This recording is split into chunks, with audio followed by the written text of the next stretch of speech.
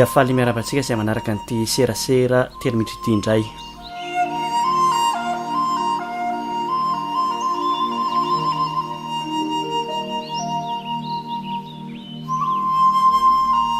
Ny resako androany dia misy fifandraisany amin'iny sary izay hitantsika iny, fambolena midadasika be any Zambia, firenena afrikanina izay manana fitombony niarikarena hatramin'ny 300.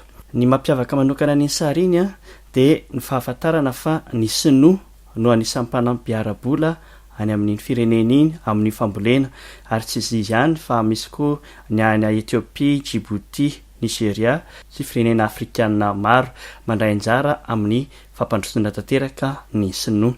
Ao Madagasikara koa nandritra ny taona fandimby dia nanjay anjara tamin'ireo tetikasa goavana ny Sinoa. Ny ara-pitaterana ohatra ny lalam-pirenena faharoa, ny ao amin'ny ara-piaramonina sy ny ara-panatanjahantena dia ny lapan'ny fanatanjahantena ao Mahamasina sy ny zavatra hafa ihany koa. Tsy mahay-maim-pona daholo ireny tetikasa goavana ireny fa misy ny tambiny na dia hoe tsy fantatritsika malagasy loatra arany fa nahafapo antsika fotsiny sy nahafaly antsika dia hoe mitsangana le tetikasa ary mandroso tsara maharitra. Tsika zany tsy nieritreritra hoe inona loatra no ny tena tanginy. Fa mampametra-panontaniana amin'izao fotoana izao zany dia hoe nahoana kosa ary no amin'izao fotoana izao no manjary misy olana amin'ny fifandraisantsika amin'ny Sinoa. Anisan'izany ohatra ny ao Somamanina, anisan'izany koa ny fanamboaran-dalana tery amin'ny alalan'ny francophonie izay nisy fahasimbana sahady vokatry ny orana be dia be teo. Fa nahoana no amin'izao fotoana izao no manjary misy izany olana kely izany. Hatramin'izao aloha dia tsy misy afa-tsy ny hoe Saode no azo lazaina. Sao kosa dia tsy tena Sinoa fa Sinoa foza